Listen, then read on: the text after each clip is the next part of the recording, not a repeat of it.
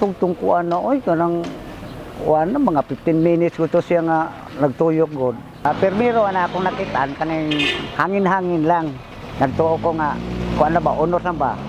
Pagkataon to kalit magtuyok lang ng kuan kaning ang hangin mo ni wala ko tagda pagkaibot aning kuan bumbil hinda gala ko sa sulod sir kay nahadlok na sa daan nagmadata ba kay mas mukusog ko niya.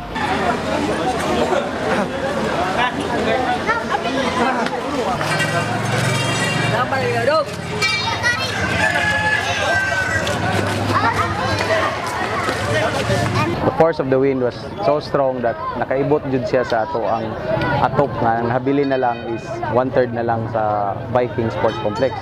So imagine 2/3 ani niya all welded and screwed with C4 lines nga baga kayo karaan nga mga materialis and long span roofing nga murag giribon na lang no ngunana na siya so you can just imagine unsa ka kusganang ayang wind. Dos lang sa gawas ila kuan kanang hansod. Dos lang sa gawas ila kuan kanang hansod. Dos lang sa gawas ila kuan kanang hansod. Dos lang sa gawas ila kuan kanang paghitabuan ni wala man ko diri dito ko si IT. Unya kana ni adto akong bana dito.